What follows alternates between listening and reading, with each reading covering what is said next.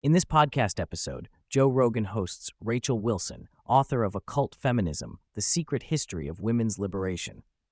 Their conversation explores the historical roots and unintended consequences of feminism, challenging widely held assumptions about its origins and effects. The discussion spans personal anecdotes, socioeconomic impacts of women entering the workforce, occult influences within early feminist movements, manipulation by governmental agencies, and the broader societal ramifications on family, culture, and gender roles. Rachel Wilson begins by sharing her upbringing, shaped by a distinctly divided household: a conservative, entrepreneurial father and a Marxist feminist mother. This duality exposed her to conflicting ideologies from a young age. Educated in a traditional system that emphasized college and career paths, Wilson ultimately rejected the idea of prolonged formal education, desiring instead to prioritize family life. Her decision to forego college despite a full scholarship was met with disappointment by many, but she sought to forge a different path, one rooted in motherhood and homemaking, values she admired in her grandmother. Wilson's personal experience as a young mother who chose to stay home rather than return immediately to work crystallized her skepticism toward modern feminist narratives that valorize women's participation in the workforce above family care. Her journey was influenced by the conflicting pressures from society and her own observations about the toll of juggling career and parenthood. The conversation explains a fundamental shift that occurred in the 1970s, the dramatic increase in women with school-aged children entering the workforce. Prior to this change, only about 5% of such mothers worked outside the home, and a single income was generally sufficient to support a family. Wilson outlines how this abrupt expansion almost doubled the labor force within 2 decades, fundamentally altering the economy and society. The influx of women into the workforce impacted men's wages, which have not recovered since. The workforce shifted toward more consumer-driven, service-oriented jobs, many of which, such as HR, retail, early childhood education, and psychology, are female-dominated fields paralleling traditional domestic roles feminists once labeled unpaid labor. Instead of women supporting their families directly, much of this labor now benefits corporations and requires dual incomes to sustain a household. This economic restructuring trapped many families in a two-income trap, limiting the feasibility of traditional single-income households and complicating women's choices about family and career. Wilson challenges the mainstream narrative that feminism was a grassroots movement driven by oppressed women fighting for rights and suffrage. Instead, she highlights that most women in the 19th century were actually opposed to women's suffrage. Historical records reveal that anti-suffrage women outnumbered pro-suffrage advocates, and public debates from the era show women feared that suffrage would lead to losing existing legal protections, disrupt family unity, and force them into political burdens they did not desire. Women's education access was not as restricted as commonly portrayed. Female-only universities flourished, and women were not legally barred from owning property or managing inheritances. The protection of women's financial status and exemption from certain legal responsibilities were valued benefits that suffrage threatened. Moreover, prominent early feminists like Susan B. Anthony and Elizabeth Cady Stanton worked vigorously to exclude anti-suffragist women's voices from the official histories, crafting a biased narrative that still dominates today and obscures the movement's more complex origins. Wilson contends that feminism was deeply intertwined with Marxism and occultism from its inception. Many early feminist leaders embraced spiritualism, theosophy, and even Luciferian or satanic symbolism, seeing traditional Christianity as patriarchal oppression. The occult elements were not just fringe but central to their worldview, promoting ideologies of gender abolition, communal living, and radical social change. These feminist pioneers, including figures like Victoria Woodhull, were often involved in questionable activities such as free love advocacy, scams, and radical sexual politics that went far beyond simply seeking voting rights or equality.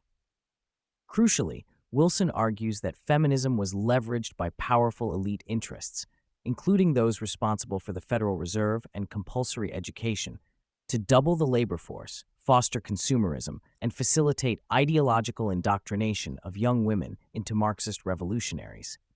Programs and publications like Ms. Magazine were covertly funded and supported by the CIA during the Cold War to promote feminism as a tool of Western liberalism against communism. A striking revelation involves the CIA's involvement in elevating feminist leaders like Gloria Steinem. Steinem was allegedly recruited straight out of college and given fake fellowships to travel globally and promote feminist ideals aligned with American geopolitical interests. Steinem's undercover stint as a Playboy bunny served to push sexual liberation narratives. This government-sponsored feminism aimed to radicalize women, encourage dual-income households, and shift societal loyalties from families to the state and corporations. Feminism, in this view, was not simply a liberation movement, but a component in a larger social engineering project to reshape culture and politics. Wilson reflects on how the promises of feminism to empower women, free them from abusive relationships, and offer true choice have largely not come to fruition. Instead, many women experience greater unhappiness, loneliness, and mental health struggles than prior generations. She discusses the paradox of female happiness, where surveys show modern women reporting less satisfaction and fulfillment than women before the feminist revolution. This decline correlates with rising rates of substance abuse among women, higher rates of anxiety and depression, and a deterioration of family structures. The destruction of traditional family units, especially the undermining of fatherhood, has resulted in children suffering more abuse, instability, and social problems. Data consistently shows children raised by married biological parents fare far better on every measure of stability and well-being. Wilson argues that feminism's push to discard traditional roles has inadvertently marginalized motherhood and domestic care as lesser or oppressive, causing many women to feel trapped or regret their life choices.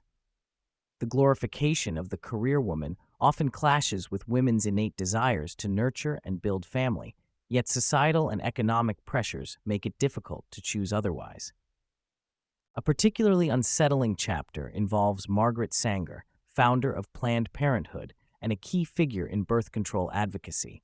Wilson paints Sanger as a proponent of eugenics who targeted African American, indigenous, and poor white communities for population control, advocating abortion and birth prevention as tools to shape humanity. Many of Sanger's most dramatic claims, such as women dying from multiple childbirths or being unaware of contraception, are shown to be fabricated or exaggerated to justify her agenda. Wilson discloses that organizations supporting Sanger carefully edited or omitted contradictory evidence, reinforcing a sanitized feminist narrative that ignores the darker eugenic context. Sanger's work led to the birth control pill and was deeply entwined with Rockefeller-funded research and Nazi-era racial hygiene ideologies, blending feminist goals with population control in disturbing ways. Sexual liberation emerged as a powerful feminist tool, openly intertwining with countercultural occultism and rebellion. Influences like Jack Parsons, a NASA founder and occultist deeply involved in sex magic rituals with his partner Marjorie Cameron, exemplify the occult feminist link in shaping 20th century culture. Media and celebrity culture promote archetypes of boss babes and hypersexualized female empowerment, reinforcing the modern narrative of women owning their sexuality and rejecting traditional family roles. However, Wilson points out that such models are often unattainable for most women and hide the psychological and social costs of these ideals. She critiques the disconnect between feminist promises of achievement and autonomy and the realities wherein many women find themselves isolated, working in low-paying jobs while juggling family responsibilities or foregoing motherhood entirely. The podcast explores how feminism has reframed masculinity as toxic and diminished traditional men's roles, leaving many men confused or disengaged. Wilson comments on the current social climate, where boys and men face devaluation and societal expectations to be meek or emasculated. This shift not only harms men's mental health, but exacerbates dating difficulties, with hypergamy and unrealistic standards leaving many men excluded from relationships. The imbalance between feminine empowerment and masculine responsibility has created social tensions affecting both genders. Wilson emphasizes the biological and social realities of gender differences, cautioning against ideologies that deny or erase these distinctions under the guise of fluidity or equality. Wilson criticizes the education system for being an indoctrination platform that teaches standpoint theory and denies objective truths, especially regarding women's history and gender issues. Gender studies and women's studies programs often rewrite history to fit contemporary narratives, sidelining facts that do not support feminist dogma. Teachers, especially female teachers shaped by this ideology, contribute to perpetuating radical views in young people, including unrealistic sympathies toward criminals or distorted understandings of power and victimhood. The media and pop culture further entrench these ideas, normalizing sexual liberation, gender confusion, and distrust between men and women, creating a society where traditional family values and stability are increasingly marginalized. Wilson stresses the importance of personal responsibility and self-discipline for both men and women. Drawing from her own lifestyle as a powerlifter and firearms instructor, she argues that physical strength and mental resilience are essential for navigating life's challenges. She shares how exercise and hard work grounded her through personal hardships and loss, offering mental clarity and empowerment. Wilson laments that modern culture discourages men and women from embracing such disciplines, weakening societal fabric and individual well-being. She also reflects on the unrealistic expectations feminism places on women to have it all, while providing little guidance on balancing career, family, and self-care in a shifting economic landscape. Lastly, Wilson discusses the complex pressures faced by younger women today, torn between economic necessity, cultural expectations, and personal desires for family. Many women feel trapped by debt, job demands, or societal judgment if they choose traditional roles. She suggests that providing women with genuine choices, not ideological impositions, could restore more balance. If women can afford to prioritize family and motherhood without financial ruin, many would choose that path, according to Wilson.